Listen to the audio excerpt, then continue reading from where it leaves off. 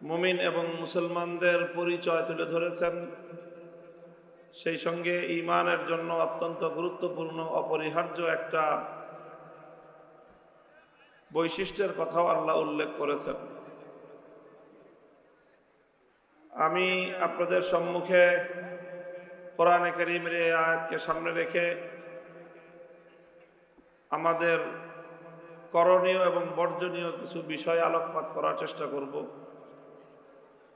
আপনারা যারা বিভিন্নভাবে আমার আলোচনা শুনেছেন বা শুনে থাকেন, আমার আলোচনার সাথে আপনাদের যাদের পরিচয় আছে, আপনারা জানেন যে আমি সাধারণত একটা বিষয়ে আমার আলোচনার মধ্যে ফোকাস করে থাকি বেশি, এবং আমার আলোচনায় ঘুরে ফিরে সেই বিষয়টা আসে। সেটা হলো রাষ্ট্র এবং রাজনীতির সাথে সংশ্লিষ্ট ইসলামের বিধানগুলো।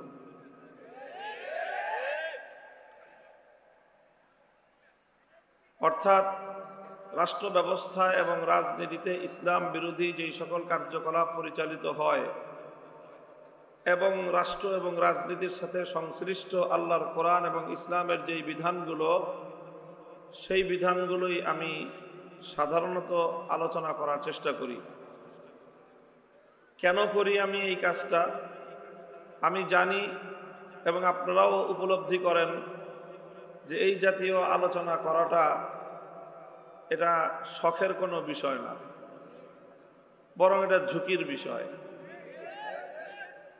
এই কথাগুলো বলতে গেলে সমাজের অনেক মানুষের সাথে আমাদের একটা বিরোধ তৈরি হয়, অনেক মানুষ আমাদেরকে অপছন্দ করেন, অনেক মানুষের সাথে শত্রুতার সৃষ্টি হয়। এই সবগুলো জেনে বুঝেও এই কথাগুলি আমরা এজন্যই বলি, কারণ হলো আমার ব্যক্তিগত অ্যানালাইসিস যে বর্তমান মুসলিম সমাজে মুসলমানদের ঈমান ধ্বংস হওয়ার যত কারণ রয়েছে, তার মধ্যে সবচেয়ে বড় কারণ হলো প্রচলিত রাজনীতি।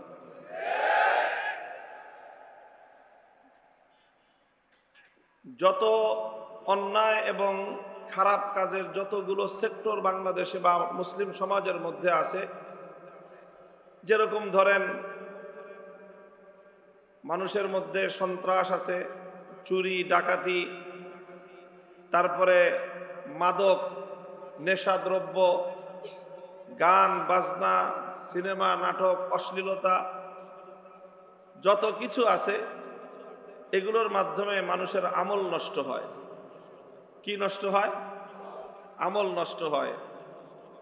সন্ত্রাসী যারা মানুষের জানমালের নিরাপত্তা বিঘ্নিত করে, সন্ত্রাস করা এটা একটা বড় ধরনের খারাপ কাজ, জঘন্যতম পাপ, তবে এটার দ্বারা মানুষের আমল নষ্ট হয়।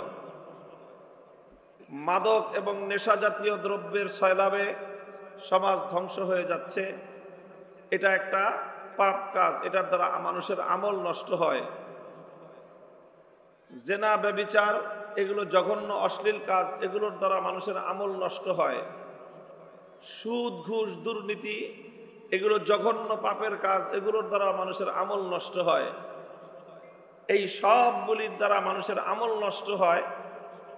আর রাজনীতির এমন কিছু বিষয় আছে সেগুলোর দ্বারা মানুষের ঈমান নষ্ট হয়।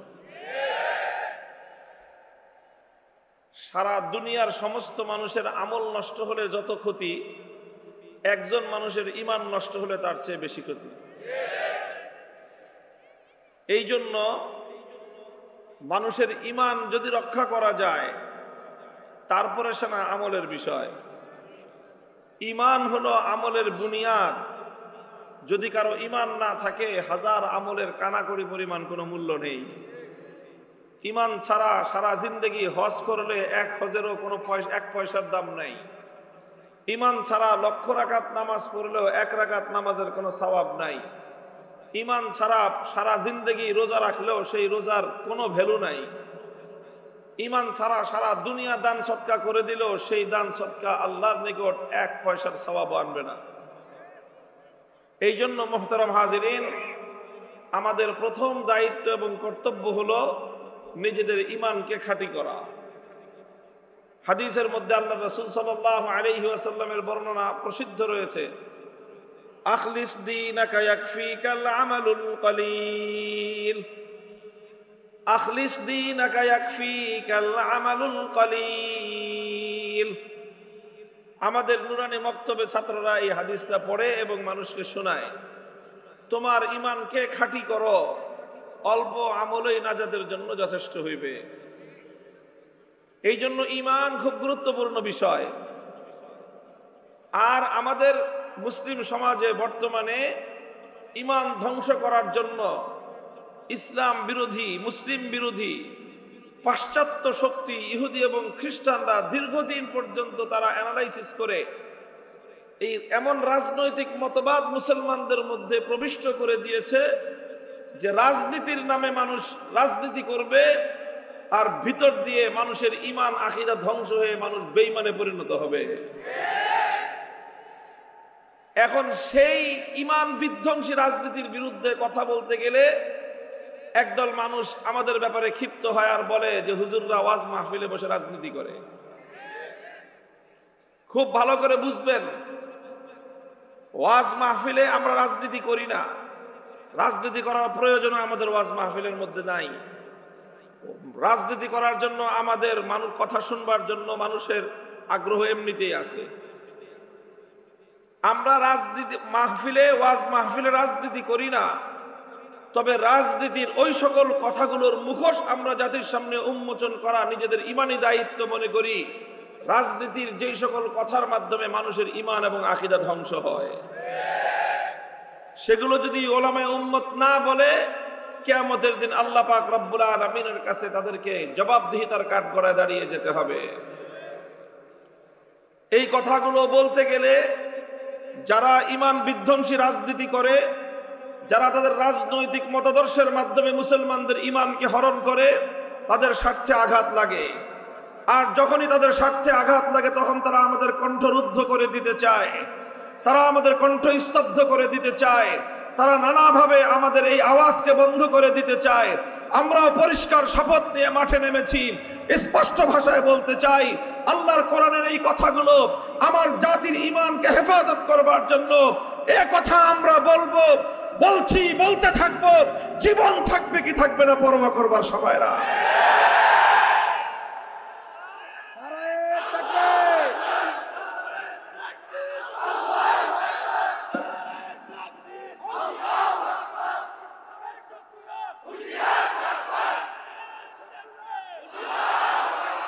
মুহতারাম হাজিরিন, আমি যে আয়াত আপনাদের সম্মুখে তেলাওয়াত করেছি, আয়াতের মধ্যে আল্লাহ পাক রব্বুল আলামিন নিজেই অত্যন্ত বিস্ময় নিয়ে আশ্চর্য হয়ে আল্লাহ প্রশ্ন রেখেছেন, আলাম তারা ইলাল্লাযীনা ইয়াজুমুনা আন্নাহুম আমানু বিমা উনজিলা ইলাইকা ওয়া মা উনজিলা মিন ক্বাবলিক ইউরিদুনা আন ইয়াতাহাকামু ইলাত তাগুতি ওয়া ক্বাদ উমিরু আন ইয়াকফুরু বিহি ওয়া ইউরিদুশ শাইতানু আন ইউদিল্লাহুম দালালাম বাঈদা।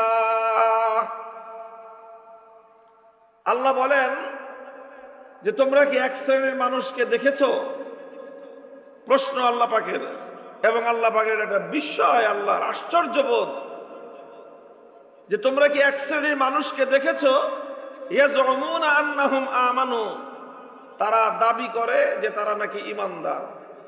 এটা আল্লাহ বলতেছেন, তারা দাবি করে তারা নাকি ঈমানদার, অথচ ইউরিদুনা আন ইয়াতাহাকামু ইলাত তাগুত, নিজেদেরকে একদিকে তারা ঈমানদার বলে দাবি করে, অপরদিকে তারা তাগুতের কাছে বিচার চায়, তাগুতের সিদ্ধান্ত মানে, তারা তাগুতের ফয়সালা মানে। আল্লাহর কোরআনের এই আয়াতের স্পষ্ট মর্ম হলো, যারা তাগুতের কাছে বিচার চায়, তাগুতের ফয়সালা মানতে চায়, যারা তাগুতের সিদ্ধান্ত মানতে পারে, আমার আল্লাহর কোরআনের স্পষ্ট মর্ম হলো, কোরআনের স্পষ্ট ঘোষণা হলো, তারা আর কিছু হলেও ঈমানদার হতে পারে না, ঈমানদার হতে পারে না।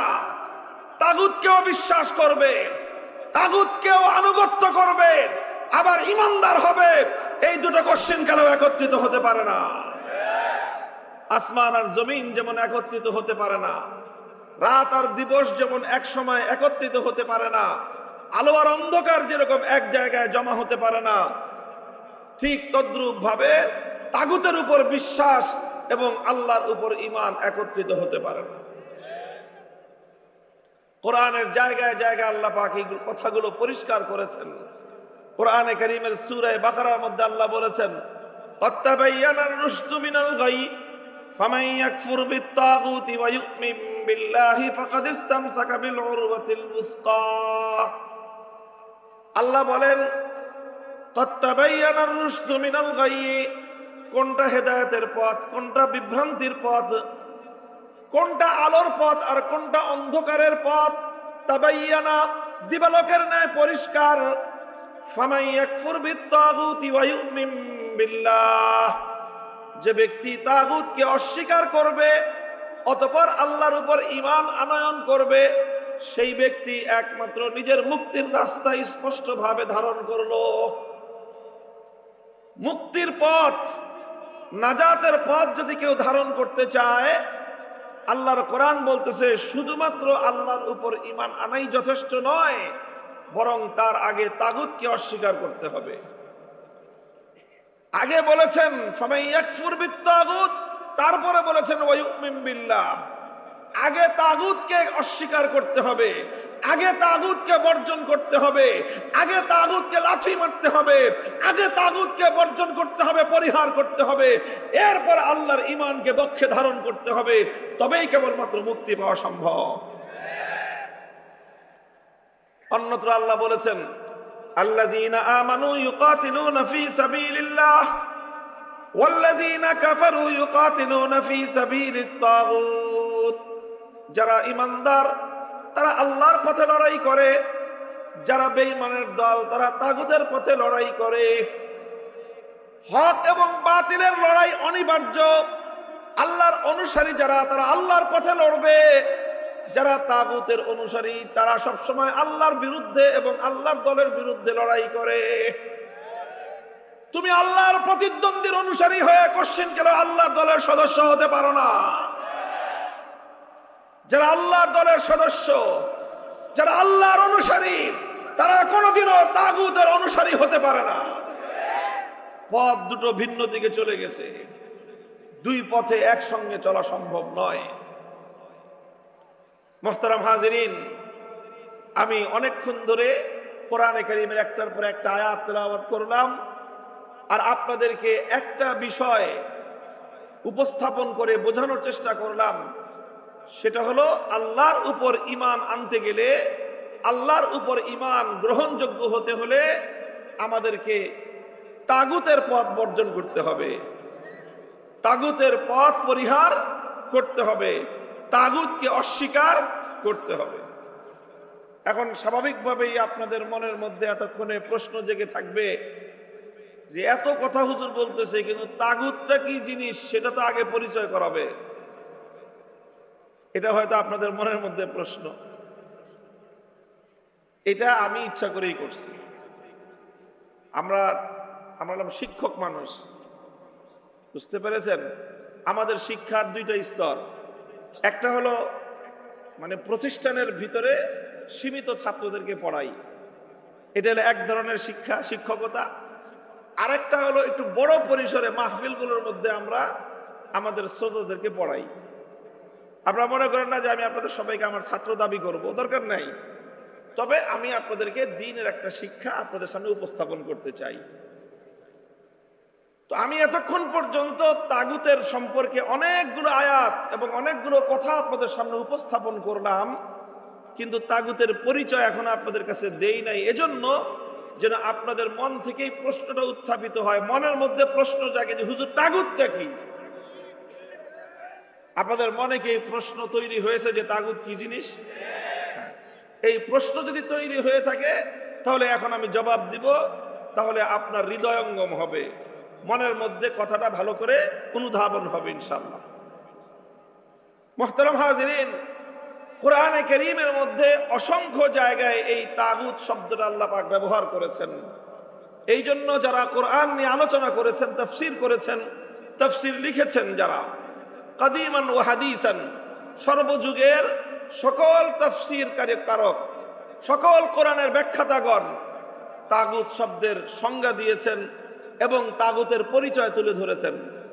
তাদের সকল বক্তব্যগুলোকে আমি সামারাইজ করে এর সার সংক্ষেপ যদি আমার নিজের ভাষায়, আমাদের বোধগম্য সহজ ভাষায় যদি আমি আপনাদের সামনে ব্যক্ত করতে চাই, তাহলে যেইভাবে তাগুতের পরিচয় দেওয়া সম্ভব সেটা হলো এই যে তাগুত বলা হয় যে আল্লাহ পাক রব্বুল আলামিনের নির্ধারিত আসনে, আল্লাহ পাকের জন্য নির্ধারিত যেই মর্যাদা, আল্লাহর জন্য নির্ধারিত যেই আসন, আল্লাহর সেই নির্ধারিত মর্যাদায়, আল্লাহর জন্য নির্ধারিত সেই আসনে যদি অন্য কাউকে বসানো হয় তাহলে তাকেই বলা হয় তাগুত। এটা খুব সংক্ষেপ এবং সিম্পল কথা। এটাকে আমি আপনাদের সামনে দৃষ্টান্তের মাধ্যমে, উপমা দিয়ে আমি আপনাদের সামনে ক্লিয়ার করতেছি, পরিষ্কার করতেছি, যেন আপনারা এবং আমরা সকলেই বুঝতে পারি। আল্লাহ তৌফিক দান করেন। যেমন ধরেন, প্রশ্নের জবাব দেন আপনারা, বলেন তো এই মহাবিশ্বের মধ্যে ইবাদতের উপযুক্ত একমাত্র কে? সন্দেহ আছে কোনো?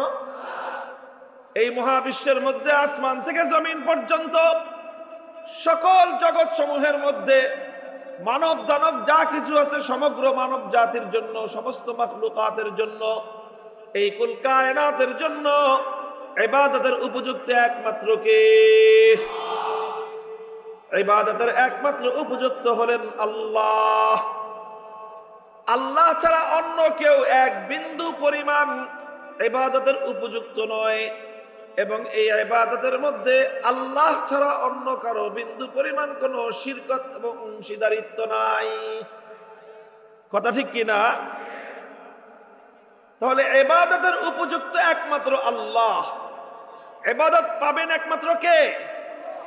ইবাদত হবে একমাত্র কার জন্য? ইবাদতের মালিক একমাত্র কে? এখন আল্লাহকে বাদ দিয়ে যদি অন্য কারো ইবাদত করা হয়, আল্লাহকে বাদ দিয়ে যদি অন্য কারো পূজা করা হয়, তাহলে দেখেন ইবাদত হওয়ার কথা একমাত্র কার জন্য? তাহলে মাবুদ হবেন একমাত্র কে? তো মাবুদ হওয়ার এই যে মর্যাদাটা, মাবুদ হওয়ার এই যে আসনটা, এই আসনটা নির্ধারিত কার জন্য? এখন সেই আল্লাহর জায়গায় যদি আপনি আল্লাহ ছাড়া অন্য কাউকে কেউ মাবুদ বানায়, অন্য যে কোনো বস্তুকে, যে কোনো ব্যক্তিকে আল্লাহর পরিবর্তে মাবুদ বানানো হবে, তাহলে আল্লাহর নির্ধারিত আসনে, আল্লাহর জন্য নির্ধারিত সংরক্ষিত স্থানে আরেকজনকে বসানো হলো কি হলো না?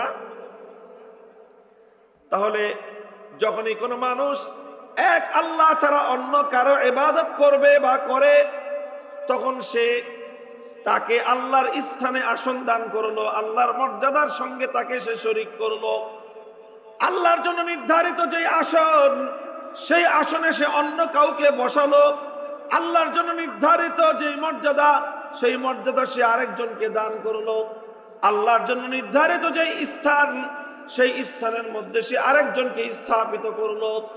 তো যখনই আরেকজনকে আল্লাহর জায়গায় স্থান দিল, আরেকজনকে যখন আল্লাহর আসনে কেউ বসালো, তো যাকেই আল্লাহর আসনে বসানো হলো তাকেই বলা হয় তাগুত। যেমন ধরেন, সে যুগের মানুষ যখন কোরআন নাজিল হয়, কোরআন নাজিলের যুগের মানুষ আল্লাহকে বাদ দিয়ে বিভিন্ন দেবদেবীর পূজা করত। লাত, মানাত, উজ্জা, হুবাল, এই সকল মূর্তিগুলোর পূজা করার, এই সকল মূর্তি দেবদেবতাগুলোর কথা কোরআন এবং হাদিসের মধ্যে উল্লেখিত হয়েছে। সুতরাং লাত, মানাত, উজ্জা এবং হুবাল, এই সকল দেবতাগুলোর যখন পূজা করা হলো, ইবাদতের মালিক ছিলেন একমাত্র আল্লাহ। আল্লাহকে বাদ দিয়ে যখন কোনো মানুষ লাত মূর্তির পূজা করলো, তখন লাত মূর্তিকে বলা হয় তাগুত। আল্লাহকে বাদ দিয়ে যখন মানাত, উজ্জা, হুবালের পূজা করা হলো, তখন মানাত, উজ্জা, হুবাল এগুলো হচ্ছে তাগুত। কারণ ইবাদতের মালিক একমাত্র কে? তো যেই ইবাদত একমাত্র আল্লাহর জন্য হওয়ার কথা, সেই ইবাদতটা যখনই মানুষ আল্লাহকে বাদ দিয়ে লাতের জন্য করলো, তখন লাত হয়ে গেল তাগুত।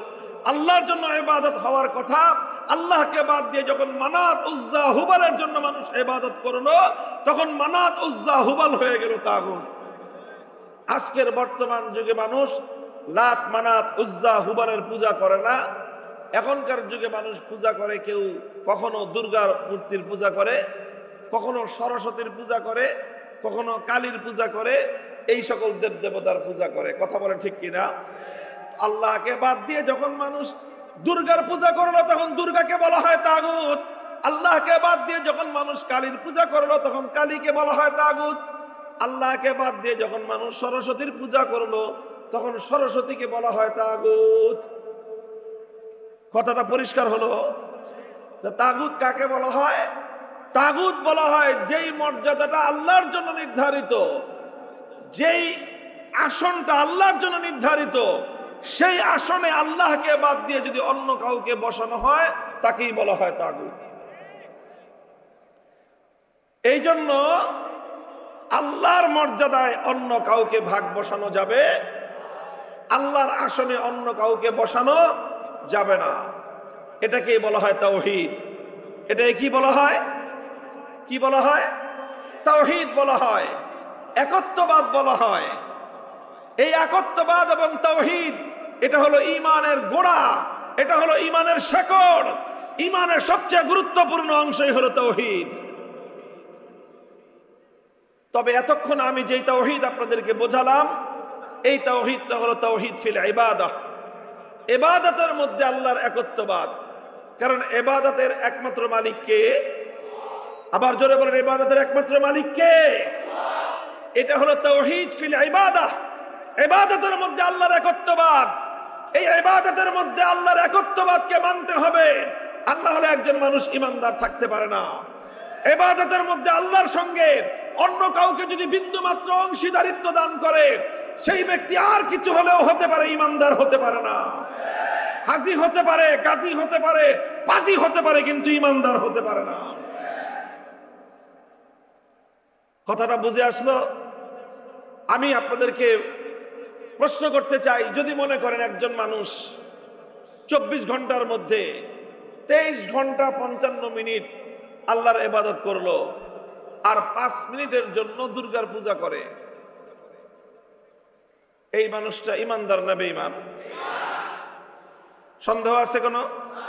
কেন? সে তো 23 ঘন্টা 55 মিনিট লাগাতার এক আল্লাহর ইবাদত করলো, শুধু 5টা মিনিট, আচ্ছা 5 মিনিট না আরো কম, 1 মিনিট, 1 মিনিট না আরো কম, 5 সেকেন্ডের জন্য সে দুর্গার পূজা করে প্রতিদিন, ঈমানদার না বেঈমান?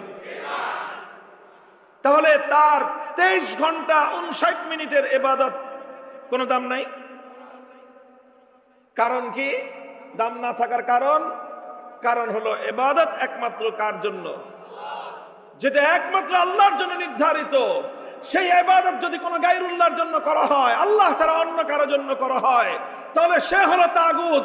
যে তাগুতকে বিশ্বাস করে, যে তাগুতকে অনুসরণ করে, যে তাগুতের ইবাদত করে, সে হাজী হতে পারে, আবারও বলছি হাজী হতে পারে, গাজী হতে পারে, নামাজি হতে পারে, ঈমানদার হতে পারে না।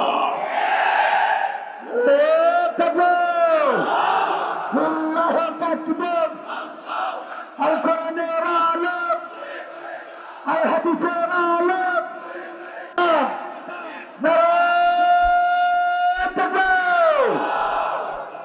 মুহতারাম হাজিরিন, এতক্ষণ পর্যন্ত আমি আবারও বলছি, আপনাদেরকে বলতেছি আমি তাওহীদের কথা, একত্ববাদের কথা। এই তাওহীদ এবং একত্ববাদ হলো ইবাদতের তাওহীদ। এটাকে বলা হয় তাওহীদ ফিল ইবাদাহ, ইবাদতের একত্ববাদ। এবার শুনেন, ইবাদতের মধ্যে যেরকম আল্লাহর একত্ববাদকে মানতে হয়, আল্লাহকে এক এবং অদ্বিতীয় মানতে হয়, ইবাদতের মালিক যেমন একমাত্র কে, ঠিক তদ্রূপ তাওহীদের আরেকটা অংশ আছে, সেটাকে বলা হয় আসমান এবং জমিনের মধ্যে, কুল কায়নাতের মধ্যে মানুষের জন্য এবং মাখলুকাতের জন্য আইন তৈরি করবার, বিধান তৈরি করবার চূড়ান্ত ক্ষমতা একমাত্র আল্লাহর। এটাকে বলা হয় তাওহীদ ফিল হাকিমিয়াহ। এটা হলো আইন তৈরি করবার তাওহীদ। ওটা ছিল ইবাদতের তাওহীদ, আর এটা হলো আইন তৈরি করবার তাওহীদ। ইবাদতের মধ্যে আমার আল্লাহ যেমন এক এবং অদ্বিতীয়, আইন এবং বিধান তৈরি করবার ক্ষেত্রে আমার আল্লাহ এক এবং অদ্বিতীয়। ইবাদতের মধ্যে আল্লাহর সঙ্গে অন্য কাউকে শরীক করলে যেরকম একজন মানুষের ঈমান থাকতে পারে না, আইন তৈরি করবার ক্ষেত্রে, বিধান তৈরি করবার ক্ষেত্রে, এই ক্ষেত্রেও যদি কেউ আল্লাহর সঙ্গে অন্য কাউকে শরীক করে তারও ঈমান থাকতে পারে না, সেও স্পষ্ট মুশরিক এবং বেঈমান। নারে তাকবীর, লিল্লাহি তাকবীর। আল কোরআনের আলোক, আল হাদিসের আলোক, আমার নেতা তোমার নেতা, লিল্লাহি তাকবীর। এই জন্য তাওহীদ মানতে হবে, একত্ববাদের বিশ্বাস হৃদয়ে স্থান দিতে হবে, হৃদয়ের গভীর থেকে আল্লাহর একত্ববাদকে ধারণ করতে হবে। সেই একত্ববাদ যেরকম ইবাদতের ক্ষেত্রে মানতে হবে, হাকিমিয়াতের ক্ষেত্রে মানতে হবে, বিধানের ক্ষেত্রে মানতে হবে, আইনের ক্ষেত্রে মানতে হবে। সকল জায়গায় আল্লাহ পাকের একত্ববাদ এবং তাওহীদকে মানলে একজন মানুষ ঈমানদার হতে পারে। মুহতারাম হাজিরিন, কেউ প্রশ্ন করতে পারেন যে আইন তৈরি করার একমাত্র অধিকার কার? বিধান তৈরি করবেন একমাত্র কে? এটা আল্লাহর একত্ববাদ, এটা তাওহীদ। প্রশ্ন যদি হয় তাহলে কি মানুষ কোনো আইন করতে পারবে না? প্রশ্ন। সরকার কোনো আইন করতে পারবে না? কর্তৃপক্ষ কোনো আইন করতে পারবে না? অথরিটি কোনো প্রতিষ্ঠানের তারা কোনো আইন করতে পারবে না? কোনো কমিটি তারা কোনো আইন করতে পারবে না? সরকার রাষ্ট্র কোনো আইন করতে পারবে না? আদালত এবং বিচারক কোনো আইন করতে পারবে না? এই যদি হয় প্রশ্ন, সেই প্রশ্নের জবাব হলো পরিষ্কার, বুঝে রাখুন। হ্যাঁ, মানুষ আইন করতে পারবে, সরকার আইন করতে পারবে, রাষ্ট্র আইন করতে পারবে, আদালত আইন করতে পারবে, বিচারক আইন করতে পারবে, কর্তৃপক্ষ আইন করতে পারবে, সবাই আইন করতে পারবে, তবে একটা শর্তের সাথে পারবে। কয়টা শর্ত? জোরে বলেন, কয়টা শর্ত? সকলেই আইন করতে পারবে কয় শর্তে? এক শর্তে। আর সেই শর্ত হলো এই যে মানুষ আইন করতে পারবে, সরকার আইন করতে পারবে, কর্তৃপক্ষ আইন করতে পারবে। শর্ত হলো মানুষের আইন, সরকারের আইন কোনোদিন আল্লাহ পাকের কোনো আইনের বিরোধী হতে পারবে না। এই শর্তে মানুষ আইন করতে পারে। নিরঙ্কুশ ভাবে, প্রশ্নহীন ভাবে আইন করার অধিকার একমাত্র কার? চিৎকার করে বলেন, নিরঙ্কুশ ভাবে, প্রশ্নহীন ভাবে একমাত্র আইন তৈরি করবার অধিকার কার? মানুষ আইন করতে পারবে, শর্ত হলো আল্লাহর আইনের বিরুদ্ধে যেতে পারবে না। সরকার আইন করতে পারবে, শর্ত হলো আল্লাহর আইনের বিরুদ্ধে যেতে পারবে না। আদালত আইন করতে পারবে, শর্ত হলো আল্লাহর আইনের বিরুদ্ধে যেতে পারবে না। কর্তৃপক্ষ আইন করতে পারবে, শর্ত হলো আল্লাহর আইনের বিরুদ্ধে যেতে পারবে না। কমিটি আইন করতে পারবে, শর্ত হলো আল্লাহর আইনের বিরুদ্ধে আইন করতে পারবে না। কেউ যদি আল্লাহর আইনের বিরুদ্ধে আইন করে, সে আইন তৈরি করবার ক্ষেত্রে আমার আল্লাহর সঙ্গে বিরোধ তৈরি করে আল্লাহর জন্য নির্ধারিত আসনে সে বসার চেষ্টা করলো। যে আল্লাহর আসনে বসতে চায় তাকেই বলা হয় তাগুত, তাকেই বলা হয় তাগুত, সেই হলো তাগুত।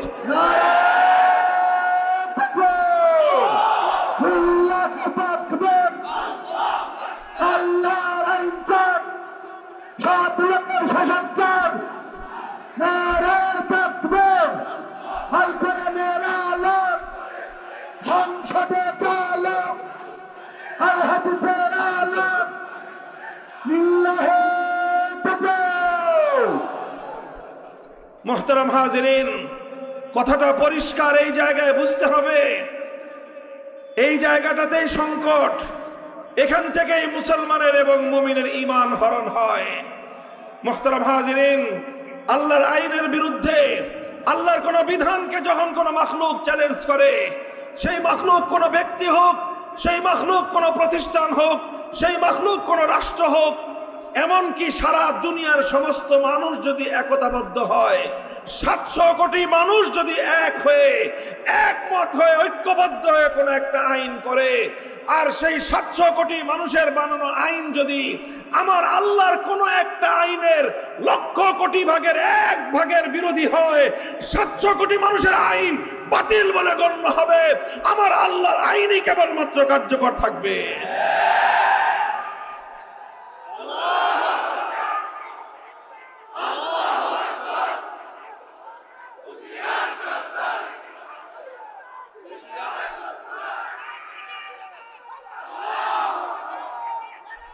মুহতারাম হাজিরিন, কাজে আল্লাহর আইনের বিরুদ্ধে যেই আইন করবে সে আল্লাহ পাকের জন্য নির্ধারিত আসনে বসার জন্য স্বয়ং আমার আল্লাহ রাব্বুল আলামিনের সঙ্গে প্রতিদ্বন্দ্বিতায় নিয়োজিত হলো। যে আল্লাহর বিরুদ্ধে আইন তৈরি করলো সে আল্লাহকে চ্যালেঞ্জ ছুড়ে মারলো।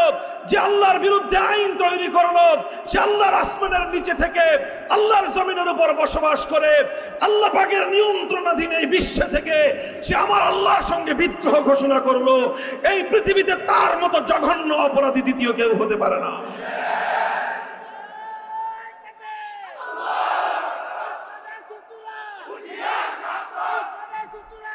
এই জন্য আমরা বলি আল্লাহর আইনের বিরুদ্ধে যেই আইন করবে, আল্লাহর বিধানের বিরুদ্ধে যেই বিধান করবে তাকেই বলা হবে তাগুত।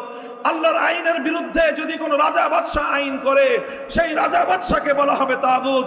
আল্লাহর আইনের বিরুদ্ধে যদি কোনো রাষ্ট্রপতি কোনো আইন জারি করে সেই রাষ্ট্রপতিকে বলা হবে তাগুত। আল্লাহর আইনের বিরুদ্ধে যদি কোনো প্রধানমন্ত্রী কোনো আইন জারি করে সেই প্রধানমন্ত্রীকে বলা হবে তাগুত।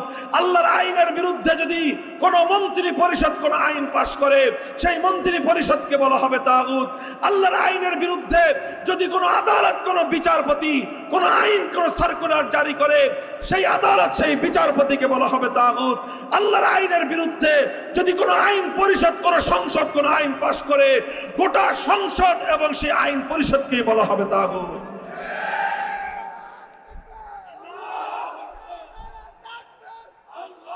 মুহতারাম হাজিরিন, আমি বলেছিলাম এই জায়গাটাতে অত্যন্ত জটিল এবং স্পর্শকাতর একটা জায়গা।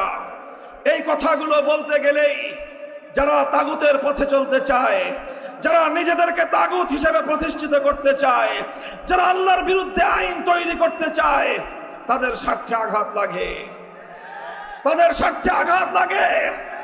আর তখনই তারা আমাদেরকে বাধা প্রদান করতে চায়, আমাদের কথাগুলোকে স্তব্ধ করে দিতে চায়, আমাদের এই কথাগুলোকে তখন তারা রাজনীতি বলে আখ্যায়িত করতে চায়। আল্লাহর কসম খেয়ে বলি এটা রাজনীতি নয়, এটা সেই ঈমানের কথা যে কথা বিশ্বাস না করলে কোনো মুসলমানের ঈমান থাকতে পারে না। আমি এই কথাটাও পরিষ্কার করি, আমি শুরুতেই যেমন বলেছি ওয়াজ মাহফিলগুলোতে এই ধরনের কথা, যেই কথার সঙ্গে রাষ্ট্রের সম্পর্ক, রাজনীতির সম্পর্ক, এটা এজন্যই আমাদেরকে বলতে হয় কারণ এটা শুধু রাজনীতি নয়, এটা মানুষের ঈমানের প্রশ্ন। কথা বলেন ঠিক না বেঠিক? যেই কথা না জানলে একজন মানুষ ঈমান হারা হতে পারে, মানুষকে সেই কথা জানানো আমাদের জন্য ফরজে আইন। যেই কথা না জানলে উম্মত পথহারা হয়ে যেতে পারে, যে কথা না জানলে আমার জাতি ঈমান হারিয়ে ফেলতে পারে, জাতির প্রত্যেকটা ব্যক্তির কানে কানে সেই আওয়াজ পৌঁছে দেওয়া আমাদের জিম্মাদারি, আমাদের ফরজ দায়িত্ব। কাজে এই জন্য তাগুতের দোসর যারা, তাদের কাছে ব্যাপারটা যতই অস্বস্তিকর হোক, তাগুতের দোসরদের কাছে ব্যাপারটা যতই অস্বস্তিকর হোক, ব্যাপারটাতে তারা যতই আনইজি ফিল করুক, এই কথাগুলো বললে তাদের গায়ে যতই গাত্রদাহ হোক না কেন, আমাদেরও কিছু করার নাই। আমাদেরকে জাতির ঈমান রক্ষা করার জন্য এ কথা জাতির সামনে বলতে হবে। বলতে গেলে যদি লড়াই বাঁধে সেই লড়াইয়ের জন্য আমরা প্রস্তুত, সেই লড়াইয়ের জন্য আমরা প্রস্তুত।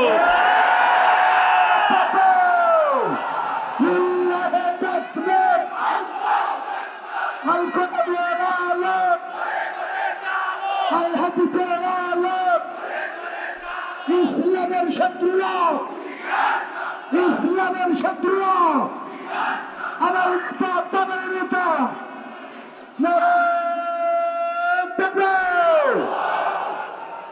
আমরা মাহফিলগুলোতে মানুষের ঈমানের কথা বলবো, মানুষের আকীদার কথা বলবো, মানুষের আমলের কথা বলবো, মানুষের আখলাক এবং চরিত্রের কথা বলবো, মানুষের ব্যবসা বাণিজ্যের, মানুষের মুআমালাত মুআশারাত নিয়ে কথা বলবো, সব বিষয় নিয়ে ইসলামের ব্যক্তিগত জীবনের বিধান নিয়ে আলোচনা করব, ইসলামের পারিবারিক বিধান নিয়ে আলোচনা করব, ইসলামের অর্থনৈতিক বিধান নিয়ে আলোচনা করব, ইসলামের বিচার ব্যবস্থা নিয়ে আলোচনা করব, ইসলামী শাসন ব্যবস্থা নিয়ে আলোচনা করব, রাষ্ট্র ব্যবস্থা নিয়ে আলোচনা করব, রাজনীতি নিয়ে আলোচনা করব।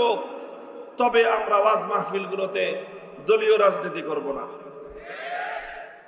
আমাকে যারা ফলো করেন, আমার কথা যারা অনুসরণ করেন, লক্ষ্য করবেন, দেখবেন আমি ইসলামী রাজনীতির কথা বলি, কিন্তু কখনো আমি আমার নিজের দলের কথাও কোনো মাহফিলে বসে বলি না। কেন বলি না? কারণ এই মাহফিলগুলোকে আমরা নির্দলীয় রাখতে চাই। এই জন্য কথা বলতে হবে, এবং প্রত্যেকটা সত্যের কথা, যেই কথা জাতির ঈমান রক্ষার জন্য জরুরি, যেই কথা মানুষের ঈমান হেফাজতের জন্য জরুরি, সেই কথা তো বলতে হবে।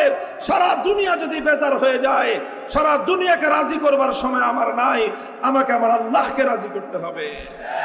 আমাকে আমার জাতির ঈমানের পাহারাদারি করবার জন্য আল্লাহ পাঠিয়েছেন। সুতরাং আমার জাতির ঈমান রক্ষা করার জন্য যতটুকু স্বার্থ, যতটুকু সামর্থ্য আমাদের রয়েছে, সবটুকু উজাড় করে দিয়ে আমরা কথা বলি। মুহতারাম হাজিরিন, আমি বলেছিলাম শুরুতেই একটা কথা, আবার সে কথা রিপিট করতেছি।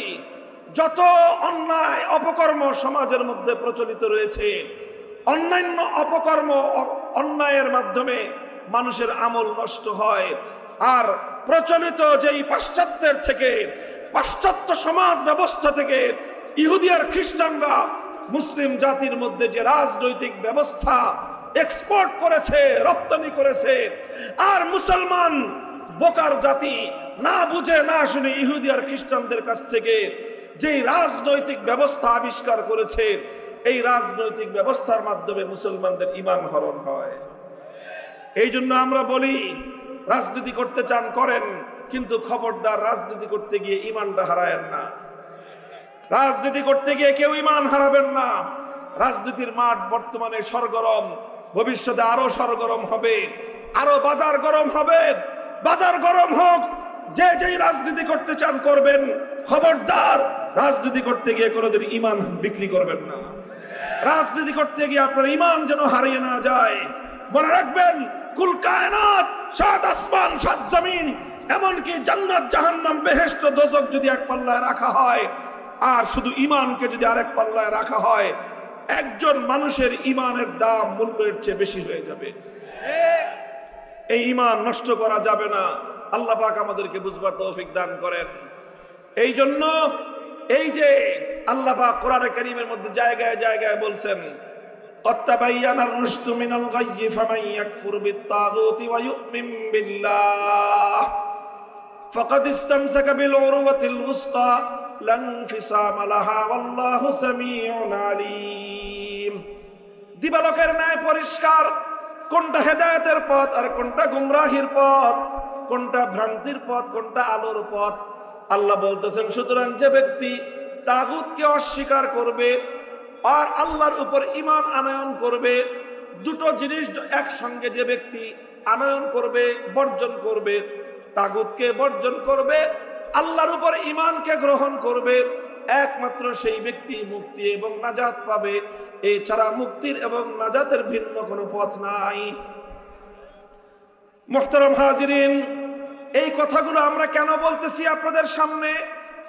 কারণ এই বিষয়গুলোর সঙ্গে গোটা জাতির ঈমানের প্রশ্ন, ঈমান জড়িয়ে আছে। একটা দৃষ্টান্ত দিলে আরো ভালো বুঝবেন যে আমরা কিভাবে গোটা জাতি, গোটা সমাজ এই প্রশ্নের সঙ্গে, এই তাগুতি ব্যবস্থার প্রশ্নের সঙ্গে আমাদের ঈমানের প্রশ্ন কিভাবে জড়িত। বিষয়টা একটা প্র্যাকটিক্যাল দৃষ্টান্তের মাধ্যমে আমি আপনাদের সামনে আরো খোলাসা করতে চাই। আমার আলোচনা সমাপ্তির দিকে লক্ষ্য করে বুঝেন। আমি আপনাদের কাছে প্রশ্ন রাখি, বুঝে শুনে জবাব দিবেন। মনে করেন আমরা আমাদের সামাজিক জীবনে, পারিবারিক বা ব্যক্তিগত জীবনে নানা সময় নানা ধরনের অন্যায় এবং অনেক ধরনের অপকর্মের শিকার হই। আমাদের বাড়িতে অনেক সময় চুরি ডাকাতি হয়, হয় কি হয় না? অনেক সময় আমরা রাস্তাঘাটে ডাকাতের কবলে পড়ি। ডাকাতি হয় কি হয় না? চুরি হয় কি হয় না? আচ্ছা, চুরি হলো, ডাকাতি হলো, অথবা আপনার কোনো আপনজন খুন হলো, হত্যা হলো, এই সকল অপরাধগুলো কি আমাদের সমাজে সংগঠিত হয় কি হয় না? আচ্ছা, এই ধরনের অপরাধ বা এই অন্যায় দ্বারা যদি আমরা কেউ আক্রান্ত হই, তাহলে এই অপরাধ থেকে বাঁচবার, এই অন্যায় থেকে বাঁচার উপায় কি বলেন তো? আপনার ঘরে চুরি হয়েছে, আপনি কি বসে থাকবেন? না এই চোরের হাত থেকে বাঁচার চেষ্টা করবেন? আপনার ডাকাতি হয়েছে, আপনি কি বসে থাকবেন? ডাকাত আপনার সম্পদ লুণ্ঠন করে নিয়ে গেছে, না আপনি কোনো ব্যবস্থা নেবেন? আপনার আপনজন খুন হয়ে গেছে, কেউ আপনার ভাইকে হত্যা করেছে, আপনার বাবাকে খুন করেছে, অথবা আপনার সন্তানকে, আপনজনকে খুন করেছে, আপনি কি এই খুনের ঘটনা ঘটার পর, এই হত্যাকাণ্ড সংগঠিত হওয়ার পর আপনি কোনো ব্যবস্থা গ্রহণ করবেন না চুপ করে বসে থাকবেন? জবাব দেন। কোন ব্যবস্থা নিবেন? জোরে বলেন, ব্যবস্থা নিবেন। কি ব্যবস্থা নিবেন বলেন? বর্তমানে আমাদের সমাজে যেটা প্রচলিত আছে, আমরা কি ব্যবস্থা নেই বলেন তো? কি ব্যবস্থা নেই? আমরা আইনি ব্যবস্থা নেই, তার বিরুদ্ধে আমরা মামলা করি। কথা বলেন ঠিক কিনা? পুলিশের কাছে, থানায় গিয়ে অথবা কোর্টে গিয়ে চোরের বিরুদ্ধে, চুরির বিরুদ্ধে, ডাকাতের বিরুদ্ধে, ডাকাতির বিরুদ্ধে, হত্যাকাণ্ডের বিরুদ্ধে আমরা মামলা করি। কথা বলেন ঠিক কিনা? আচ্ছা, মনে করেন আপনি একটা মামলা করলেন, এই মামলা করার পরে এটা তদন্ত করা হবে, পুলিশ তদন্ত করবে, এরপরে আদালত যাচাই বাছাই করবে, বিচার প্রক্রিয়া চালানো হবে। প্রচলিত বিচার ব্যবস্থায় বিচার প্রক্রিয়া চালানোর পর দীর্ঘ একটা পথ পরিক্রমার পরে যদি চোরের চুরি প্রমাণিত হয়ে যায় এবং চোর অপরাধী প্রমাণিত হয়, ডাকাত যদি ধরা পড়ে এবং ডাকাতের বিরুদ্ধে যদি তার অপরাধ প্রমাণিত হয়, খুনি যদি শনাক্ত হয় এবং তার বিরুদ্ধে খুনের অপরাধ যদি প্রমাণ হয়, তাহলে এই আদালত, আমাদের দেশের প্রচলিত আদালত বিচার করবে কি করবে না? তার বিরুদ্ধে শাস্তি দিবে কি দিবে না? কথা বলেন, দিবে। চোরের বিরুদ্ধে শাস্তি দিবে, চোরকে শাস্তি দিবে, ডাকাতকে শাস্তি দিবে, সাজা দিবে, খুনির বিরুদ্ধে শাস্তির রায় দিবে। এবার আপনি আমাকে প্রশ্নের জবাব দেন, আমার দেশের আদালত যখন কোনো একজন চোরের বিরুদ্ধে চুরির অপরাধ প্রমাণিত হওয়ার পর যেই সাজা, যেই শাস্তি তাকে দিবে, সেই সাজাটা আল্লাহর কোরআনের আইন অনুযায়ী দিবে নাকি? বলেন তো, আল্লাহর কোরআনের আইন অনুযায়ী দিবে? আচ্ছা, চোরেরটা কোরআনের আইন অনুযায়ী দিবে না, তাহলে ডাকাতের শাস্তি কোরআনের আইন অনুযায়ী দিবে? তাও দিবে না। আচ্ছা, ডাকাতেরটাও দিল না, তাহলে হত্যাকাণ্ড এবং খুনের বিচার এটা আল্লাহর কোরআনের আইন অনুযায়ী করবে? কোনোটাই করবে না। আচ্ছা, তাহলে আল্লাহর কোরআনের আইন অনুযায়ী করলো না, তাহলে অন্য কোন একটা আইন অনুযায়ী করবে তো? কথা বলেন ঠিক না বেঠিক? সেই অন্য আইনটা কোন আইন? সেই আইনটা হলো মানুষের বানানো আইন, আর সেই মানুষগুলো হলো ব্রিটিশের বানানো আইন। কাদের বানানো আইন অনুযায়ী বিচার করবে? ব্রিটিশের বানানো আইন অনুযায়ী বিচার করবে। সেই ব্রিটিশরা প্রায় 78 বছর আগে আমাদের দেশ থেকে বিতাড়িত হয়ে গিয়েছে, কিন্তু তারা যেই আইনগুলো তৈরি করে দিয়ে গেছে, সেই আইনগুলো যত সামান্য পরিবর্তন হয়েছে, কিন্তু বেসিকভাবে, মৌলিকভাবে সেই আইনগুলো এখনো বলবৎ রয়েছে এবং সেই আইন অনুযায়ী আমাদের দেশের বিচার ব্যবস্থা প্রচলিত রয়েছে, সেই প্রশাসনিক ব্যবস্থা রয়েছে, সেই প্রশাসনিক ব্যবস্থা অনুযায়ী আমাদের দেশের প্রশাসন চলছে, সেই শাসন ব্যবস্থা রয়ে গিয়েছে, সেই শাসন ব্যবস্থা অনুযায়ী আমাদের দেশের এবং জাতির শাসন ব্যবস্থা চলছে। কথা বলেন ঠিক না বেঠিক? আচ্ছা, এবার আপনারা বলেন, এই যে চোরের বিরুদ্ধে আমার আল্লাহ একটা আইন করলেন, আল্লাহর আইন বাদ দিয়ে ব্রিটিশ প্রবর্তিত মানুষের বানানো আইনের কাছে আপনি বিচার চাইলেন। আল্লাহ পাক ডাকাতির বিরুদ্ধে কোনো শাস্তির বিধান দিয়েছেন কি দেন নাই? আল্লাহ পাক রব্বুল আলামিন ডাকাতের বিরুদ্ধে একটা শাস্তির বিধান দিলেন, সেই বিধানটাকে বাদ দিয়ে আপনি মানুষের বানানো অন্য আরেকটা আইনের কাছে আপনি বিচার চাইতে গেলেন। খুনির বিরুদ্ধে বিচারের জন্য আমার আল্লাহ একটা আইন দিয়েছেন, সেই আল্লাহর আইন বাদ দিয়ে মানুষের বানানো একটা আইনের কাছে আপনি যখন খুনের বিচার চাইতে গেলেন। এবার আমি আপনাদের কাছে প্রশ্ন রাখতে চাই, কোরআনে কারীমের সূরাতুন নিসার 60 নম্বর আয়াতকে সামনে রেখে আমার আল্লাহ বলতেছেন, আল্লাহর কোরআনের মধ্যে আল্লাহ পাক রব্বুল আলামিন বলেন, আলাম তারা ইলাল্লাযীনা ইয়াজউমুনা আন্নাহুম আমানু বিমা উনজিলা ইলাইকা ওয়া মা উনজিলা মিন ক্বাবলিক ইউরিদুনা আন ইয়াতাহাকামু ইলাত তাগুতি ওয়া ক্বাদ উমিরু আন ইয়াকফুরু বিহি। আল্লাহ বলছেন যে দেখো কিছু মানুষ এমন রয়েছে যারা নিজেদেরকে ঈমানদার বলে দাবি করে, অথচ তারা তাগুতের বানানো আইনের কাছে বিচার চাইতে যায়। কোরআন বলছে যারা তাগুতের কাছে বিচার চাইতে যায়, আল্লাহর আইনের বিরুদ্ধে ভিন্ন কোন আইনের কাছে যে বিচার চাইলো, আল্লাহর আইনের বিরুদ্ধে অন্য কোন আইনের কাছে যে ব্যক্তি সিদ্ধান্ত জানতে চাইলো, আল্লাহর আইনের বিরুদ্ধে অন্য কোন আইনের কাছে যে ব্যক্তি ফয়সালা জানতে চাইলো, আল্লাহর কোরআন বলতেছে সে ব্যক্তি কশ্চিন ঈমানদার হতে পারে না। তাহলে এবার বলেন আপনারা, কোরআনের এই আয়াতকে সামনে রেখে আমরা যদি আমাদের নিজেদের ব্যাপারে সিদ্ধান্ত জানতে চাই, তাহলে যারা আল্লাহর আইন বাদ দিয়ে মানুষের বানানো আইন অনুযায়ী চোরের বিচার চাইতে গেলাম, আল্লাহর বানানো আইন বাদ দিয়ে মানুষের বানানো আইন অনুযায়ী ডাকাতির বিচার চাইতে গেলাম, আল্লাহর বানানো আইন বাদ দিয়ে মানুষের বানানো আইনের কাছে খুনের বিচার চাইতে গেলাম, তাদের ঈমান থাকলো না গেল? জোরে জোরে বলেন, ঈমান থাকলো না গেল? তাহলে এই যে দেশের হাজার হাজার লক্ষ লক্ষ মানুষ প্রতিদিন এই জাতীয় বিষয়গুলো নিয়ে বিচার চাইতে আদালতে এবং থানায় যায় কি যায় না? এটি তো আমরা এবং আপনারা আমাদেরকেও তো যেতে হয়, কথা বলেন ঠিক কিনা? এটা না যেয়ে কোনো উপায় আছে? তো যেতেও হবে, না গেলে সম্পদ নষ্ট হয়ে যায়, না গেলে চোরের স্বর্গরাজ্য প্রতিষ্ঠিত হয়, মামলা না করলে চোরের স্বর্গরাজ্য হয়, মামলা না করলে ডাকাতের স্বর্গরাজ্য প্রতিষ্ঠিত হয়, মামলা মুকদ্দমা না করলে খুনির রাজত্ব কায়েম হয়। খুন থেকে বাঁচার জন্য, ডাকাতির থেকে বাঁচার জন্য, চোরের হাত থেকে বাঁচার জন্য মামলা করতে হয়, মুকদ্দমা করতে হয়, খোদাদ্রোহী আইনের কাছে, মানুষের বানানো আইনের কাছে বিচার চাইতে হয়। মানুষের বানানো আইনের কাছে বিচার না চাইলে সম্পদের নিরাপত্তা থাকে না, জানের নিরাপত্তা থাকে না। আবার আল্লাহকে বাদ দিয়ে তাগুতের বানানো আইনের কাছে বিচার চাইতে গেলে ঈমান থাকে না। এটা একটা সমস্যা কি সমস্যা না বলেন? এটা একটা সংকট কি সংকট না?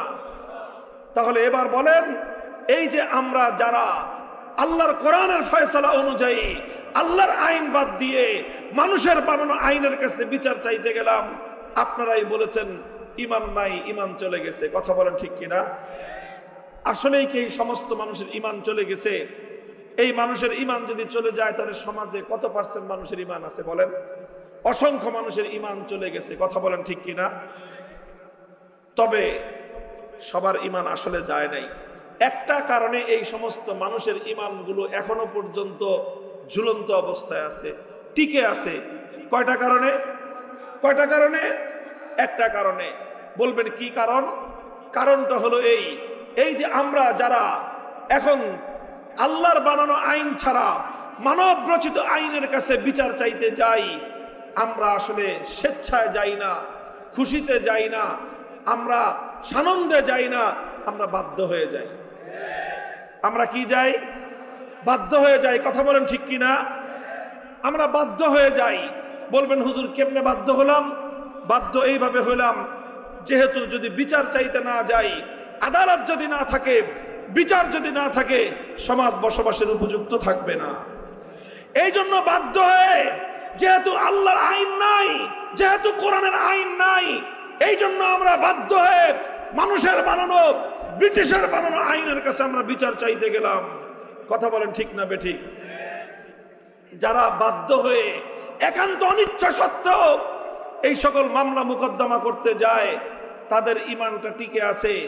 আর যারা বাধ্য না হয়ে মনের খুশিতে অথবা আরেকজনের বিরুদ্ধে শুধুমাত্র বিদ্বেষ প্রসূত হয়ে মামলা করতে যাবে, প্রচলিত আইন অনুযায়ী যারা এভাবে মানুষের বানানো আইনের কাছে বিচার চাইতে যায়, একান্ত বাধ্য হওয়া ছাড়া কেউ বিচার চাইতে গেলে তার ঈমানটা আসলেই চলে যাবে। আল্লাহ পাক আমাদের ঈমান রক্ষা করার তৌফিক দান করেন। মুহতারাম হাজিরিন, এই কথাটাই আমি আপনাদেরকে বোঝানোর চেষ্টা করলাম এতক্ষণ পর্যন্ত। দেখেন, প্রচলিত বর্তমান এই বিচার ব্যবস্থায়, এই রাজনৈতিক ব্যবস্থায়, এই রাষ্ট্র ব্যবস্থায় আমরা আমাদের এই সমাজের প্রত্যেকটা মানুষ ঈমান নিয়ে বড় জটিল একটা অবস্থায় আছি, বড় কঠিন একটা অবস্থায় আছি। এই অবস্থা থেকে আমাদের উদ্ধার হওয়ার প্রয়োজন আছে না নাই? এই অবস্থা থেকে পরিত্রাণের প্রয়োজন আছে না নাই?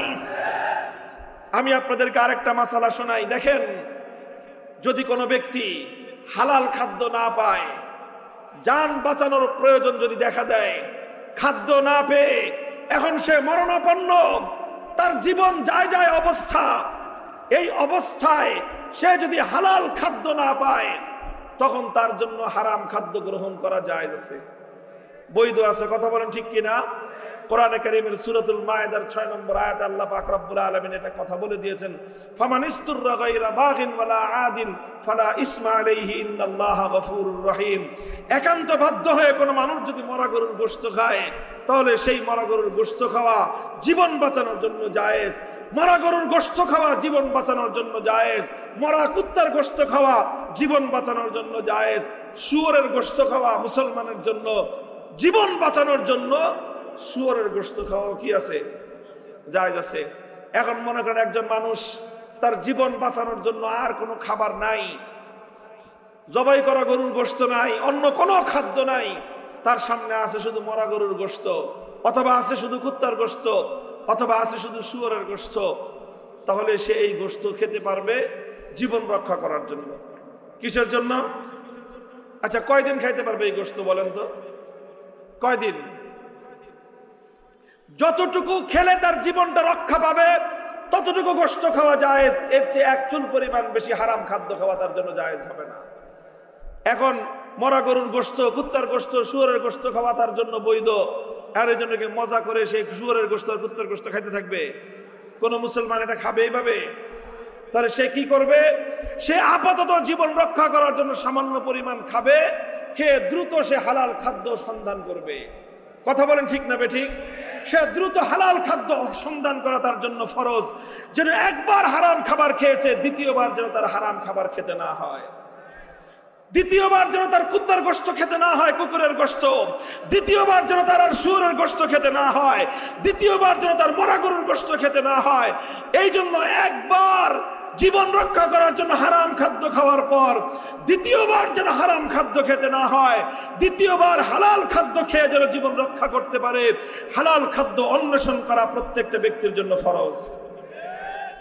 মুহতারাম হাজিরিন, আমরা কেউ কোনো মুসলমান এরকম একান্ত বাধ্য হয়ে দিনের পর দিন কুত্তার গোশত খাইতে রাজি আছি? সম্মত আছি? শুয়োরের গোশত খাইতে সম্মত থাকবে? মরা গরুর গোশত খাইতে সম্মত থাকবে? থাকবে না। কেন? বাধ্য হয়ে যতটুকু খাইতে হয় খেয়েছি, এরপরে আমরা হালাল খাদ্য সন্ধান করব। কথা ঠিক না বেঠিক? এবার আমি আপনাদেরকে জিজ্ঞাসা করি, ওই যে প্রথম প্রশ্নে যে এই যে আমরা আল্লাহর আইন বাদ দিয়ে, আল্লাহর বিধান বাদ দিয়ে, কোরআনের বিধান বাদ দিয়ে মানব রচিত বিধানের কাছে বিচার চাওয়া, এটা শুধুমাত্র হারাম নয়, এটা কুফরি কাজ। এই কুফরি কাজটা করা বৈধ হয়ে গেছে কেন? যেহেতু আমরা বাধ্য হয়ে করতেছি। কথা বলেন ঠিক না বেঠিক? কিন্তু প্রশ্ন হলো, বাধ্য হয়ে কতদিন করবেন? এটাই প্রশ্ন, বাধ্য হয়ে কতদিন করবেন? ব্রিটিশের 200 বছর পর্যন্ত ব্রিটিশরা আমাদেরকে বাধ্য করেছে আল্লাহর আইন বাদ দিয়ে ব্রিটিশের বানানো আইনের কাছে বিচার চাইতে। 190 বছর পর্যন্ত ব্রিটিশ আমলে কোরআনের আইন বাদ দিয়ে ব্রিটিশের আইনের কাছে বিচার চাইলাম। আসলো পাকিস্তান, স্বৈরাচারী শাসকরা 24 বছর বাধ্য করলো আল্লাহর আইন বাদ দিয়ে মানুষের বানানো বছর চলে গেল। এখনো পর্যন্ত আমার দেশের শাসক গোষ্ঠী আমাদেরকে বাধ্য করছে আল্লাহর আইন বাদ দিয়ে মানুষের বানানো আইনের কাছে বিচার চাইতে। আমরা বাধ্য হয়ে বিচার চাচ্ছি। 190 বছর ব্রিটিশের কাছে বিচার চাইলাম, 24 বছর পাকিস্তানের কাছে বিচার চাইলাম, 53 বছর বাংলার তাগুতি বিচার ব্যবস্থার কাছে, তাগুতি শাসন ব্যবস্থার কাছে বিচার চাইতে গেলাম। আমি আপনাদের কাছে জানতে চাই, 267 বছর পর্যন্ত যদি এ জাতির কপালে কুত্তার গোশত খাওয়া বাধ্যতামূলক হতো, এই জাতি কোনো সম্মান নিয়ে দুনিয়ার বুকে বেঁচে থাকতে পারত? 267 বছর পর্যন্ত যদি শুয়োরের গোশত খাওয়া লাগতো, এই জাতির কোনো আত্মমর্যাদা বলতে কিছু থাকতো? আরে 267 বছর যদি মরা গরুর গোশত খাওয়া লাগতো, এই জাতি সেটা স্বাচ্ছন্দ্যে মেনে নিত? মুহতারাম হাজিরিন, কথাটা বুঝার চেষ্টা করেন।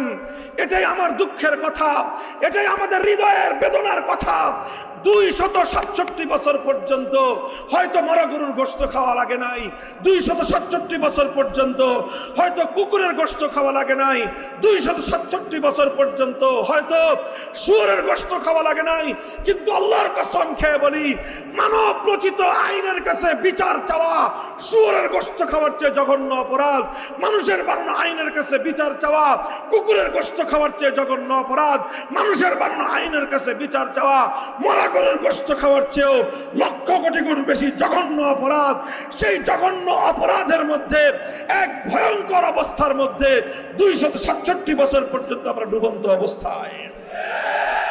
আজ বাংলার আত্মমর্যাদা সম্পন্ন ইমানদারদের কাছে আমরা জানতে চাই, আহ্বান জানাতে চাই, আগামীর বাংলাদেশে মানব রচিত আইনের ব্যবস্থা, শাসন ব্যবস্থা ভেঙে গুড়িয়ে দিয়ে আল্লাহর কোরআনের সমাজ গড়তে চাই, কোরআনের সমাজ গড়তে চাই, আল কোরআনের সমাজ গড়তে চাই।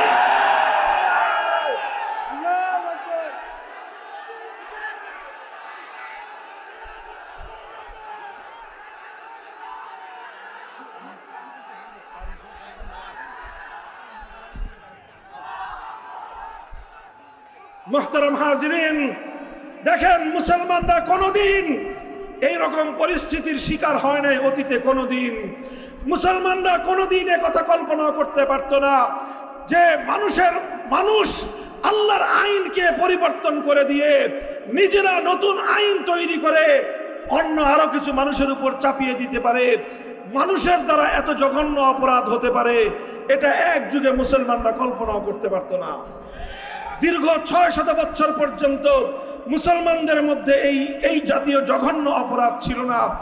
সর্বপ্রথম মুসলিম উম্মার মধ্যে এই জঘন্য অভিশপ্ত অন্যায়টা অন্তর্ভুক্ত করে দেয় একটা জাতি। সেই জাতির নাম হলো মঙ্গোলীয় জাতি, তাতারি সম্প্রদায়। তারা সর্বপ্রথম মুসলিম বিশ্বের উপর আগ্রাসন চালায়। 6ষ্ঠ শতাব্দীতে হাজার হাজার নয় লক্ষ লক্ষ মুসলমানদেরকে তারা শহীদ করে, হত্যা করে। মুসলমানদের খেলাফতের প্রাণ কেন্দ্র বাগদাদকে ওরা ধ্বংসস্তূপে পরিণত করে দেয়। মুসলমানদের এলাকাগুলো ওরা দখল করে নিয়ে সেই এলাকায় তারা তাদের রাজত্ব কায়েম করে। রাজত্ব কায়েম করে সবচেয়ে জঘন্য যেই কাজটা সেই তাতারিরা, মঙ্গোলীয়রা করেছিল, সেটা হলো তারা তাদের নেতা চেঙ্গিস খান, সেই চেঙ্গিস খানের বানানো একটা আইনের গ্রন্থ ছিল, একটা আইনের বই ছিল। ইতিহাসের মধ্যে যে আইনের গ্রন্থটার নাম পাওয়া যায় ইয়াসেক, সেই চেঙ্গিসের বানানো আইন দিয়ে মুসলিম জাতিকে তারা শাসন করতে আরম্ভ করে। তখন মুসলমানরা এই করুণ অবস্থার মধ্যেও এক মুহূর্তের জন্য আল্লাহর আইনের পরিবর্তে চেঙ্গিসের বানানো আইনকে মেনে নেয় নাই। লড়াই করেছে, যুদ্ধ করেছে, লক্ষ লক্ষ মুসলমান শাহাদাতের রক্ত দিয়েছে, হাজার হাজার আলেম সমাজ জীবন দিয়েছেন, রক্ত দিয়েছেন, কারাগারে, প্রকোষ্ঠে, অন্ধকার কারাগারে আবদ্ধ হয়েছেন। শাইখুল ইসলাম ইবনে তাইমিয়া রাহমাতুল্লাহি আলাইহি এই মঙ্গোলীয়দের বিরুদ্ধে লড়াই করতে গিয়ে, যুদ্ধ করতে গিয়ে একে একে 6 বার তার জীবনের সিংহভাগ সময় কারাগারের অন্ধকার প্রকোষ্ঠে কাটিয়েছেন, ত্যাগ দিয়েছেন, কোরবানি স্বীকার করেছেন, জুলুম সহ্য করেছেন, জীবন দিয়েছেন, রক্ত দিয়েছেন। কিন্তু আল্লাহর আইনের জায়গায় কোনো মানুষের বানানো আইনকে এক মুহূর্তের জন্য তারা মেনে নেন নাই। এই মুসলমানদের এই অকুতোভয় আপসহীন সংগ্রামের বদৌলতে আল্লাহ পাক রব্বুল আলামিন এক সময় তাতারিদেরকে পরাস্ত করে দেন। কিছু তাতারি মুসলমান হয়ে যায়, বাকি তাতারিরা পরাজিত হয়ে যায়। মুসলিম সমাজে আবার আল্লাহর আইন ফিরে আসে। এরপর থেকে আবার প্রায় 600 বছর পর্যন্ত মুসলিম সমাজের মধ্যে আবার আল্লাহর আইন চলতে থাকে। এই যে সালতানাতে ওসমানিয়া, সালতানাত ছিল ওসমানীদের হাতে, খেলাফত ছিল ওসমানীদের হাতে, এই ভারতবর্ষে রাজত্ব ছিল সেই মোগল আমলে মোগল সম্রাটদের হাতে রাজত্ব চালিয়েছে অনেক সম্রাটরা, রাষ্ট্র চালিয়েছে অনেক সম্রাট, অনেক গোষ্ঠী, সবাই যার যার মতো রাজত্ব চালিয়েছে, কিন্তু আইন ছিল কার? এই সর্বপ্রথম ব্রিটিশরা যখন 1757 সালে আমাদের উপমহাদেশ দখল করে নেয়, তারা সর্বপ্রথম আল্লাহর আইনকে উৎখাত করে দিয়ে তারা তাদের বানানো আইন আমাদের জাতির উপর চাপিয়ে দেয়। তারা তাদের এই আইন চাপিয়ে দেওয়ার পরে 190 বছর পর্যন্ত ব্রিটিশদের বিরুদ্ধে লড়াই চলেছে, সংগ্রাম চলেছে। উলামায়ে কেরাম ফতোয়া জারি করেছিলেন। শেখ শাহ আব্দুল আজিজ মুহাদ্দিস দেহলভী রহমতুল্লাহ আলাইহি 1803 সালে একটা ফতোয়া জারি করেছিলেন। সেই ফতোয়া হলো এই, মুসলিম সমাজ যদিও শান্তিতে আছে, যদিও নিরাপদে আছে, কিন্তু এই দেশটার ইসলামী দেশ নাই। বরং মুসলিম সমাজের জন্য এখন ফরজ হলো যে এই ইংরেজদের বানানো আইনকে উৎখাত করে আবার আল্লাহর আইন প্রতিষ্ঠিত করার জন্য জিহাদ করা মুসলমানদের জন্য ফরজে আইন।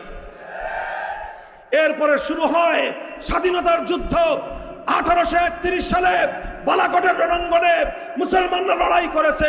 সৈয়দ আহমদ রহমতুল্লাহ আলাইহি শহীদ হয়েছেন।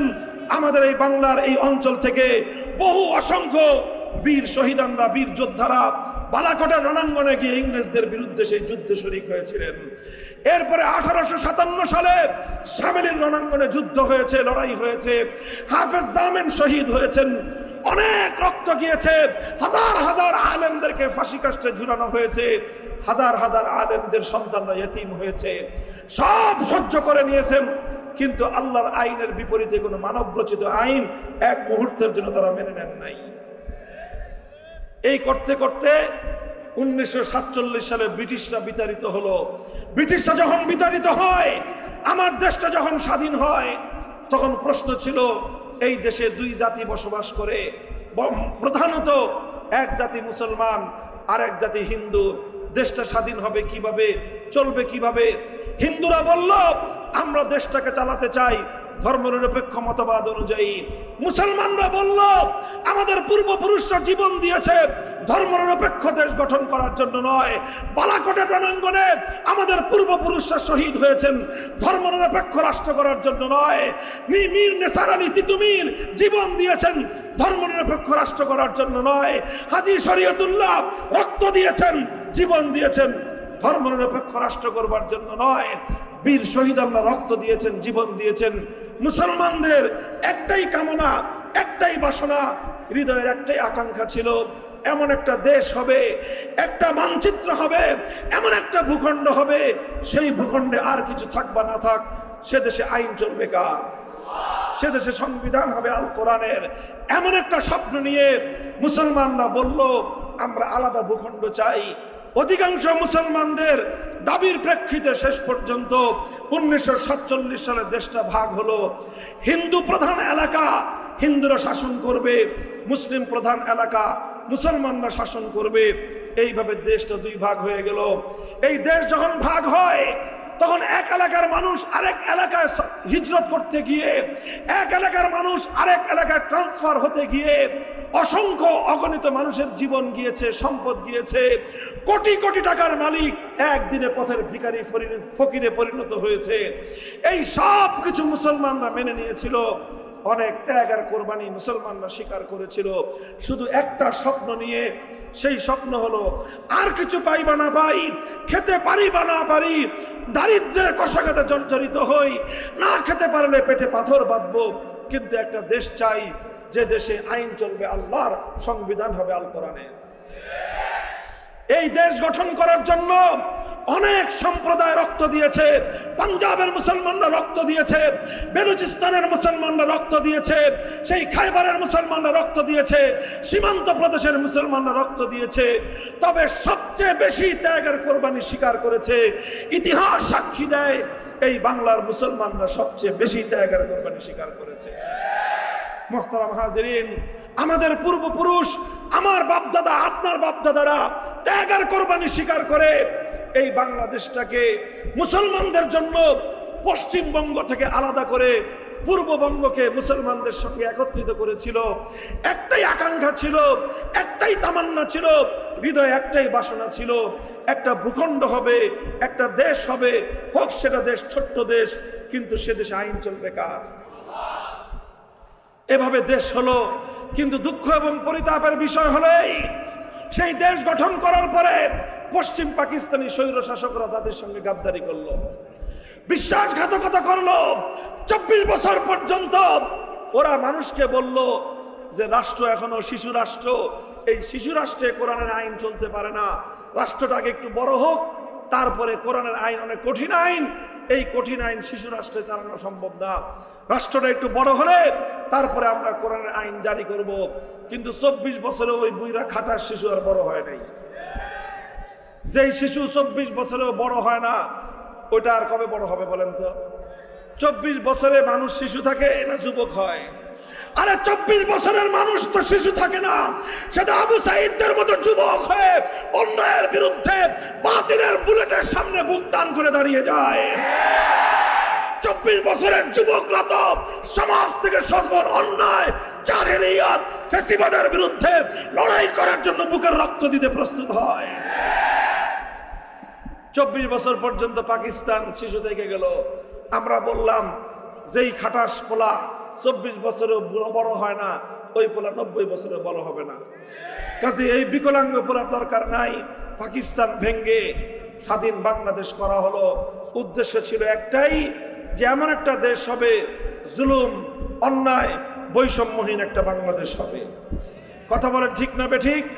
যদি বৈষম্যহীন বাংলাদেশ গড়বার জন্য, জুলুম এবং অন্যায়ের বিরুদ্ধে লড়াই চালিয়ে জন্য ৭১-এর মুক্তিযুদ্ধ হয়ে থাকে, 24-এর বৈষম্যহীন আন্দোলনের কেন প্রয়োজন পড়ল?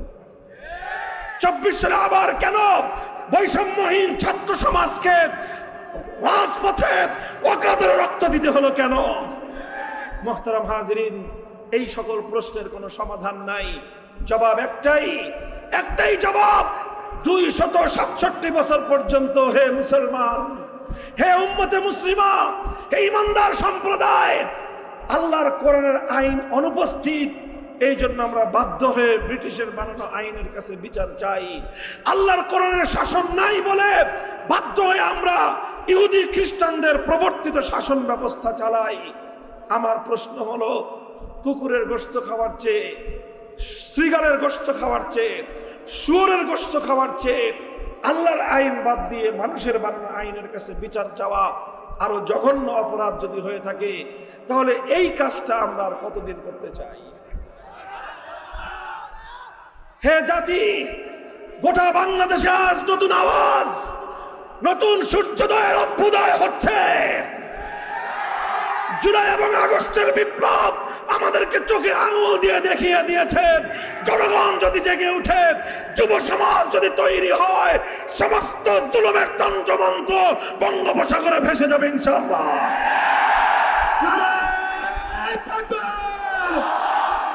তন্ত্রমন্ত্রের দিন শেষ, খেলাফতের বাংলাদেশ, মুক্তির রাজপথ, হয়তো খেলাফত, হয়তো খেলাফত,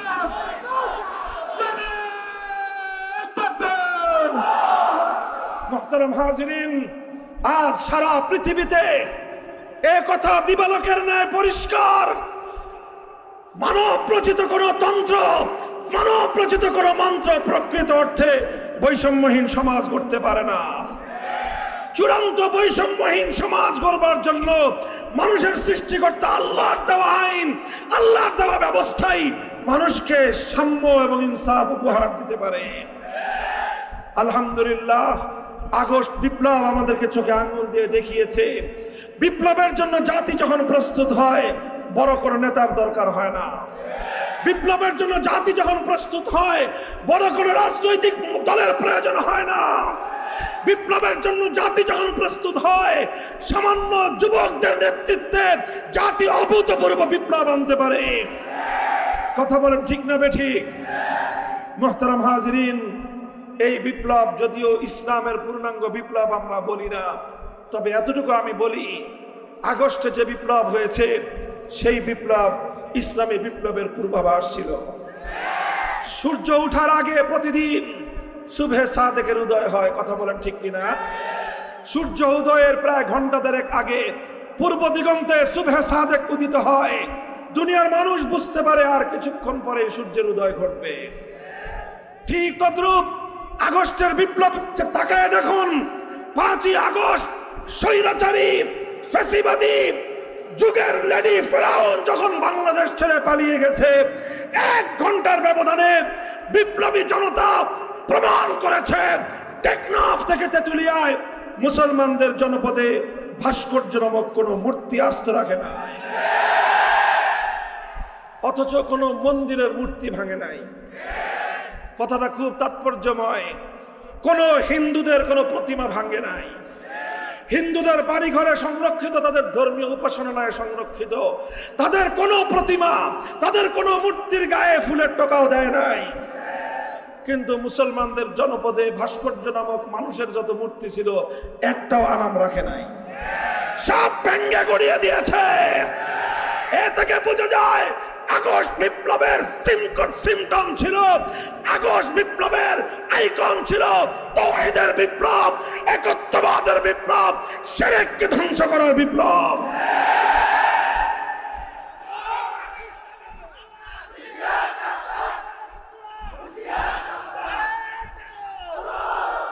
আমরা এর উপর ভিত্তি করে বলতে চাই, জাতির যুব সমাজ আলহামদুলিল্লাহ শুধু মাদ্রাসার নয়, স্কুল কলেজ ইউনিভার্সিটি, আমার যুব প্রজন্ম আজ বাংলাদেশে নিকট অতীতের যে কোনো সময়ের তুলনায় তাওহীদের জন্য, আল্লাহর দ্বীনের জন্য, আল্লাহর কোরআনের জন্য তারা সবচেয়ে বেশি প্রস্তুত।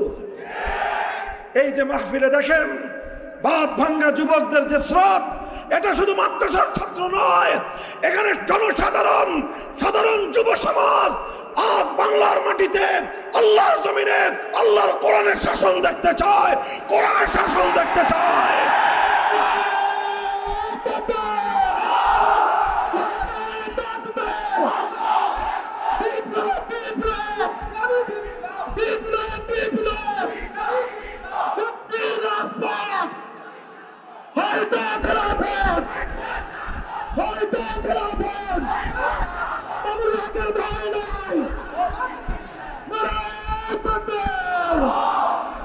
আমরা জাতির কাছে আহ্বান জানাতে চাই, অনেক রঙের বাংলাদেশ দেখেছি আমরা, এক সময় সোনার বাংলাদেশ দেখেছি, তারপরে নতুন বাংলাদেশ দেখেছি, তারপরে সবুজ বাংলাদেশ দেখেছি, এরপরে আবার ডিজিটাল বাংলাদেশও দেখেছি, সর্বশেষ যাওয়ার আগে স্মার্ট বাংলাদেশের ভেলকিও দেখা গেছেন।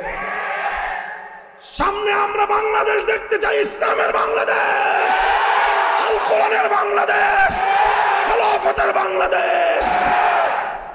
সেই বাংলাদেশ গড়ার জন্য প্রস্তুত আছেন তো ইনশাআল্লাহ? কারা কারা প্রস্তুত আছেন হাত তুলে খোদার দরবারে শপথ করে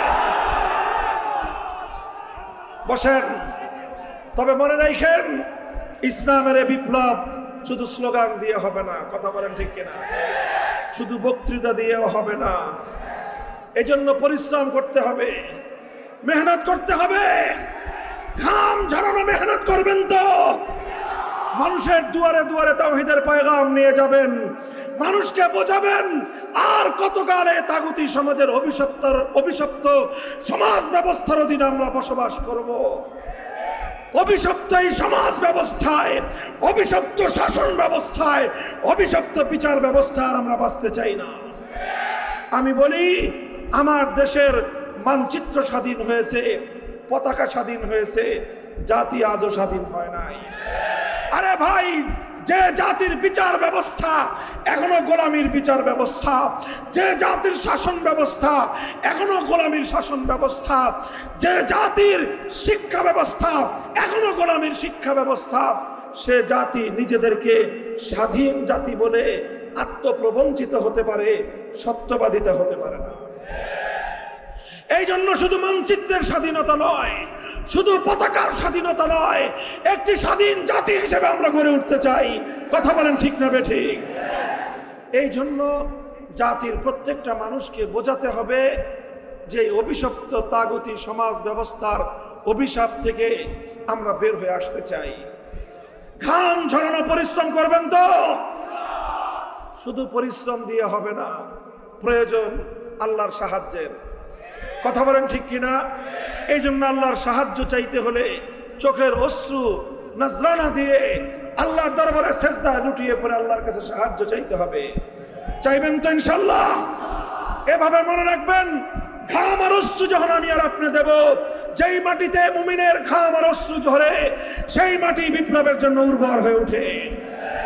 যখন বিপ্লবের জন্য মাটি পরিপূর্ণ উর্বর হয়ে উঠবে, তখন শুধু ঘাম আর অশ্রু দিয়ে বিপ্লব আসবে না, সেই উর্বর মাটিতে বিপ্লবের জন্য প্রয়োজন হবে শাহাদাতের রক্তের। সেই শাহাদাতের রক্ত দেওয়ার জন্য 2000 নয়, প্রয়োজনে 2 লক্ষ যুবক প্রস্তুত হয়ে মাথায় কাফনের কাপড় বেঁধে শহীদ ঈদগাহে কারা কারা প্রস্তুত, কারা কারা যেতে প্রস্তুত?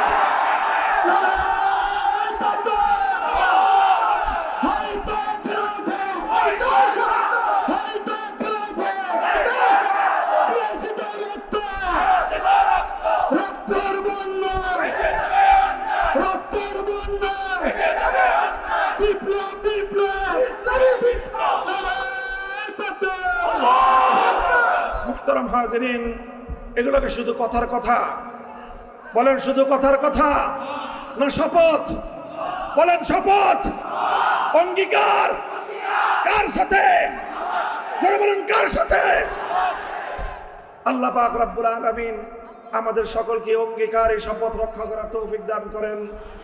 যতদিন হায়াত আছে এ জীবন আল্লাহর তরে, মরণও যেন আল্লাহর দিনের জন্য হয়। আল্লাহ আমাদের সকলকে কবুল করুন, তৌফিক দান করেন। আয়োজক বৃন্দ, এলাকাবাসী যারা রয়েছেন, আপনাদের সকলকে আল্লাহ পাক উত্তম বিনিময় দান করুন। আমিও দোয়া চাই আপনাদের কাছে, কথাগুলো যেন শুধু আমার মুখের কথা না হয়ে আমার হৃদয়ের কথা হয়, আমি যেন আমল করতে পারি। আল্লাহ আমাদের সকলকে সে তৌফিক দান করুন। ওয়া আখিরু দাওয়ানা আলহামদুলিল্লাহি রাব্বিল আলামিন। আসসালামু আলাইকুম ওয়া রাহমাতুল্লাহ।